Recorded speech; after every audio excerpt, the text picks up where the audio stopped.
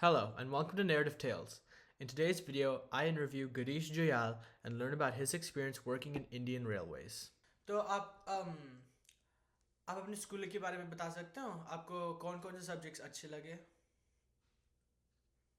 बेटा मैंने हमारे यहाँ क्या होता है कि 10th तक तो नियरली सारे सब्जेक्ट पढ़ने पड़ते थे जब हमने स्कूलिंग की थी। उसके बाद 11th 12th में मैंने कॉमर्स ली थी विद मैथ्स। ठीक है। And my favourite subject was accounts and economics. हाँ। और जब आप कॉलेज में गए आपने कॉलेज कैसे चूज़ किया और कैसे आपने अप्लाई किया उसके लिए। यहाँ कॉलेज जो उस टाइम में नंबरों के हिसाब से अलॉट होता था कि आपने अप्लाई किया फॉर्म, आपका मेरिट लिस्ट में क्या नंबर है मार्किंग के हिसाब से। तो उस समय क्या हुआ कि जो Delhi university is the most famous university is the in India. ठीक है। और उसमें भी पर्टिकुलरली नॉर्थ कैंपस में, जो नॉर्थ कैंपस है वो सबसे फेमस है। तो मेरा ये था कि भाई अगर नॉर्थ कैंपस में एडमिशन कहीं भी मिल जाता है तो मैं उसमें एडमिशन ले लूंगा। तो मेरा उस समय मैं बीकॉम ऑनर्स करना चाहता था, तो मैं I got admission in Ramjas college, Delhi university north campus. तो फिर मैंने वहां से I did my BCom honours from Ramjas college. अच्छा अच्छा, हाँ। और आपने अपना पहला जॉब कैसे मिला। पहला जॉब बेटा मैंने प्राइवेट जॉब किया था। तो वो नोन लोग थे, उनके थ्रू मैंने एक तरह से उनका जो पूरा ऑफिस संभाला as office manager. It was a trading concern जो dealing with the PU foam, रबड़ फोम, मैट्रेसेस एक्सेट्रा। और आप इंडियन रेलवेज में थे ना। आप क्या आप इंडियन रेलवेज में थे ना। हाँ, मैं देन आई ज्वाइंड इन 1989। मैंने इंडियन रेलवे ज्वाइन किया नॉर्दर्न रेलवे हेडक्वार्टर में। एक्चुअली में Indian railway is a vast organisation, ये कई जोनल रेलवे में डिवाइडेड है। तो दिल्ली में जो नॉर्दर्न रेलवे का हेडक्वार्टर है Baroda house, my initial posting was at Bikaner. में बीकानेर रहा 2 ढाई महीने। उसके बाद I got transfer to Delhi back. फिर मैंने अप्रैल 89 में दिल्ली आ गया था। तो इंडियन रेलवेज बहुत बड़ा सा एम्प्लॉयर है। मुझे लगता है हम्म, इंडिया का नंबर 2 अभी। या ऐसा हम्म, कुछ। कोई कोई चैलेंजेस होते हैं कंपनी के लिए जब इतना बड़ा सा कंपनी होता है बहुत सारे एम्प्लॉयज होता है। हम्म। क्या मतलब? कोई चैलेंजेस होता है बहुत सारे एम्प्लॉयज के साथ। हाँ, नहीं, ऐसा है कि इंडियन रेलवे में इटसेल्फ काम करना एक, मैं तो कहता हूँ, बड़े गर्व की बात है। क्योंकि ये जो है biggest after the army, army भी नहीं है, it is the biggest employer in India. ठीक है।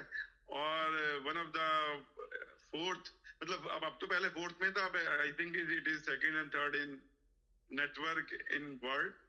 और दो वजह है कि आपको इंडियन रेलवे में काम करने में बहुत एक सेटिस्फेक्शन होती है।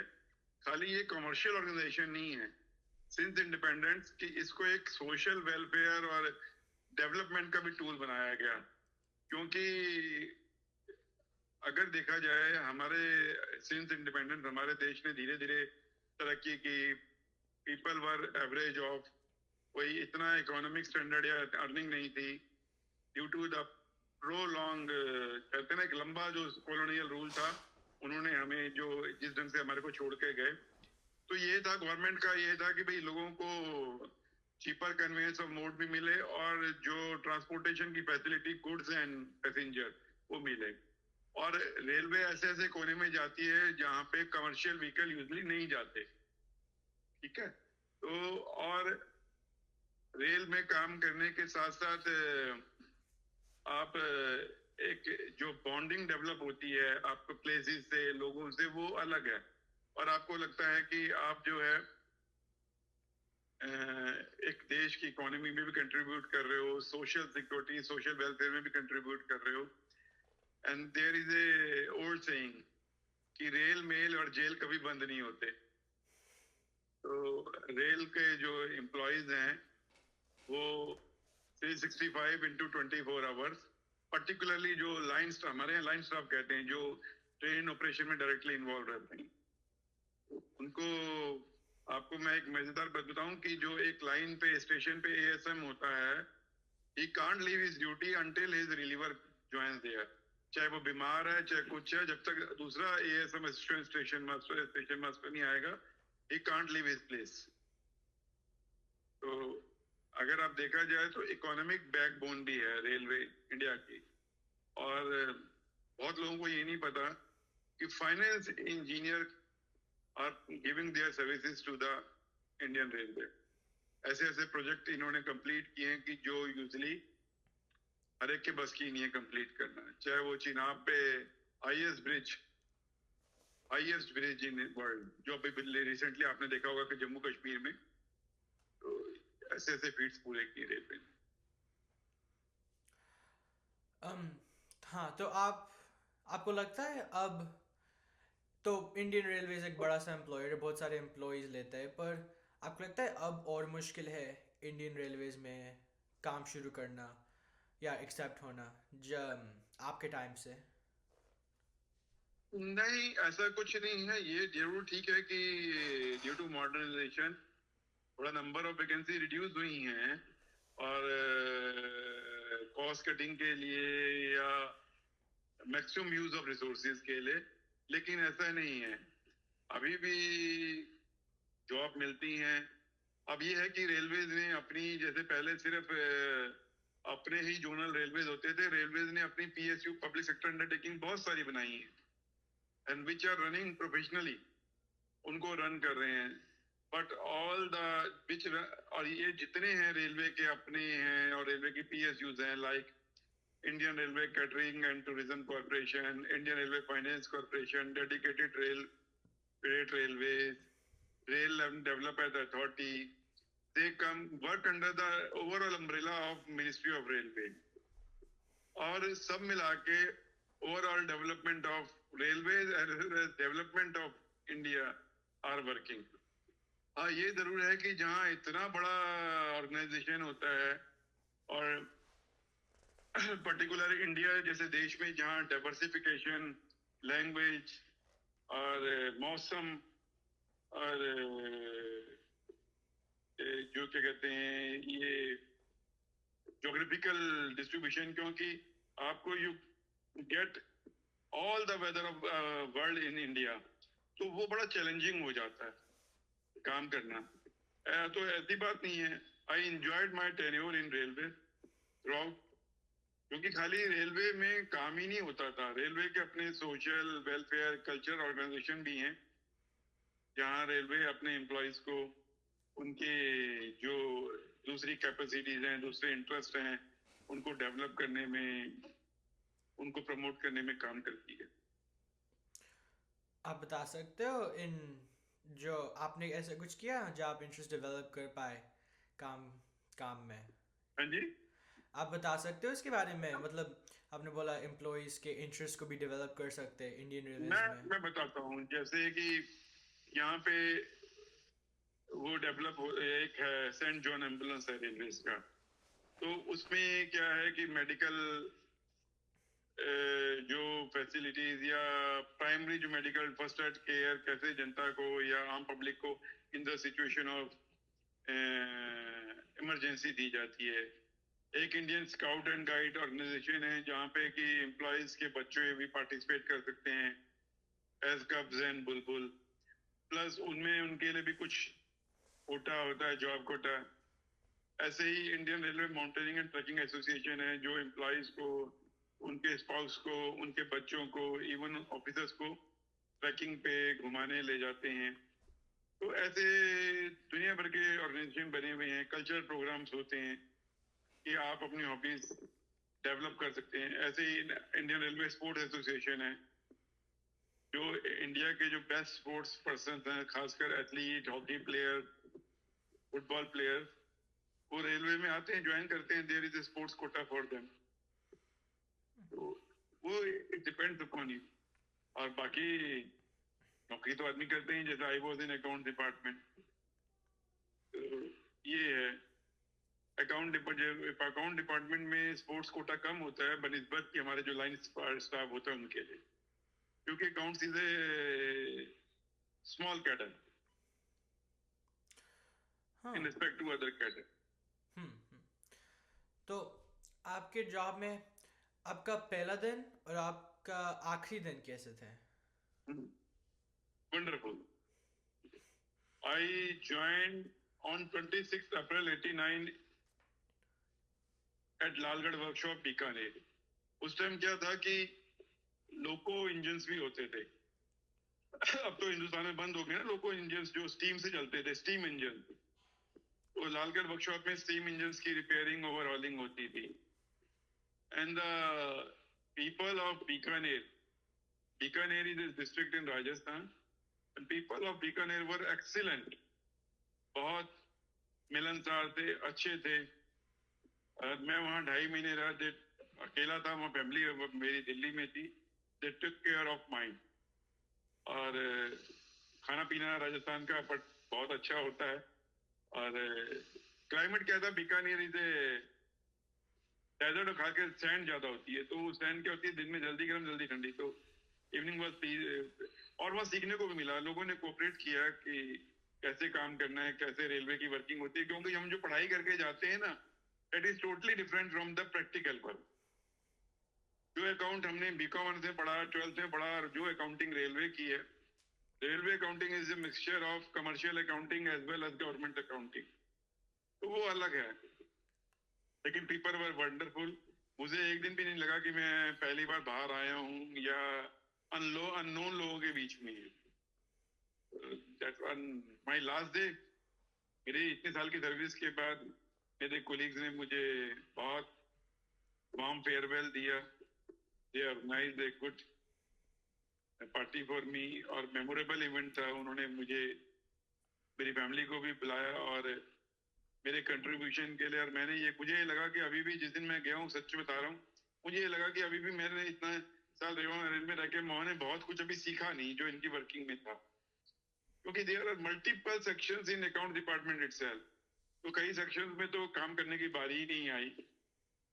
तो लेकिन overall it was an emotional experience at the time of my farewell.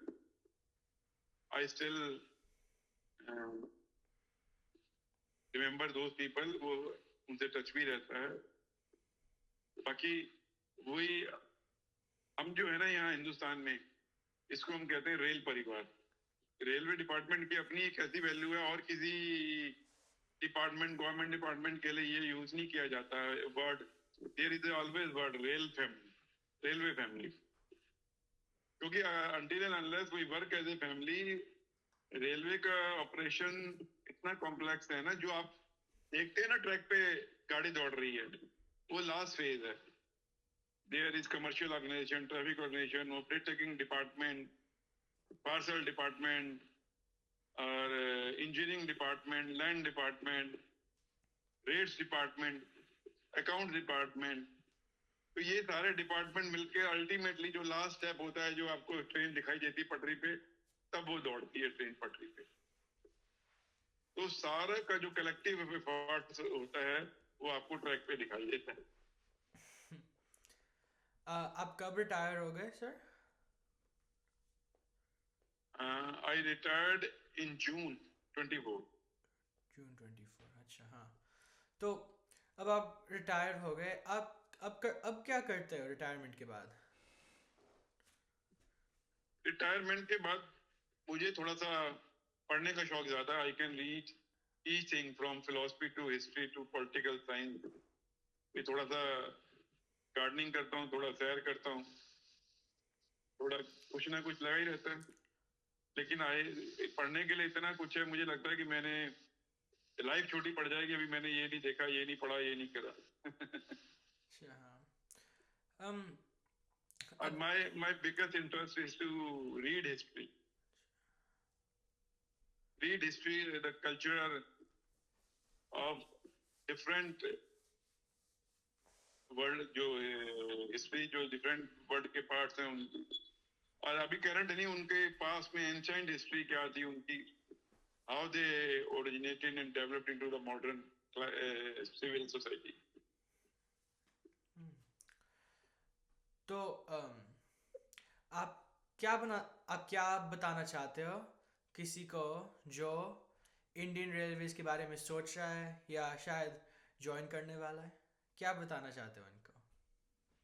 मैं तो यही बताना चाहता हूँ, मैं किसी को भी, कोई भी किसी फील्ड में काम कर रहा है, कि give your best to the organisation, क्योंकि ऑर्गेनाइजेशन भी आपको दे रहा है। And being loyal to your work, being punctual to your work, और अपने काम के प्रति हमेशा, और जो मिलता है उसको सीखने की कोशिश करें। और रेलवे में काम करना है, you are building the nation, आप लोगों की सेवा कर रहे हो। तो ये एक बड़ा अच्छा, और वहाँ अलग अलग कल्चर, क्योंकि इतना डाइवर्स, आर्मी के बाद जितना डाइवर्सिफाइड कल्चर रेलवे में काम करता है और किसी डिपार्टमेंट में। तो थैंक मैं यू। यही करना चाहूंगा कि ये अपने काम के प्रति ईमानदार रहें।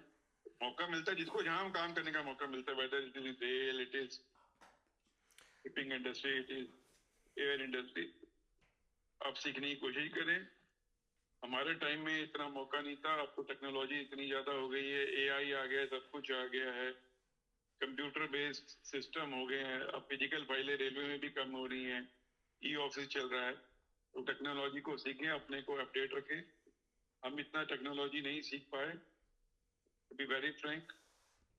तो आगे नए बच्चे आए, वो सीखें, उसको यूज करें, और अपना और साथ साथ रेल का और साथ साथ देश का भी नाम रोशन करें। Thank you sir. मेरे क्वेश्चंस हो गए। आपको कुछ पूछना है मेरे से?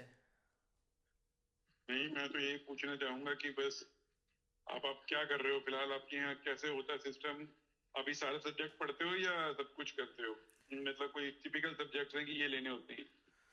हाँ, तो मैं अपना 10th ग्रेड शुरू करने वाला हूँ अगले साल। हम्म, हमारा हाँ, हमको भी अभी सब सब्जेक्ट्स पढ़ना है, पर 11th और 12th में हम थोड़ा सा स्प्लिट करेंगे, मतलब थोड़ा ज़्यादा कर सकते हैं एक स्ट्रीम में या दूसरे स्ट्रीम में, पर फिर भी ज़्यादातर सब सब्जेक्ट्स लेना है पूरे हाई स्कूल तक। हम्म, हमारा ऐसा कोई मेरा तो बस, हम्म, हमारा ऐसा क्या कोई, हमारा ऐसा कोई मैं, बोर्ड एग्जाम्स नहीं होते थे जैसे इंडिया में अच्छा होते अच्छा हैं। अच्छा, हाँ। खाली मैं ये पूछना चाहता हूँ लास्ट में कि आप किस फील्ड में अपना स्पेशलाइजेशन करना चाहते हैं? मुझे लगता है मैं कोई मैथ या टेक्नोलॉजी फील्ड में जाऊंगा, पर मुझे अभी मुझे पता नहीं है।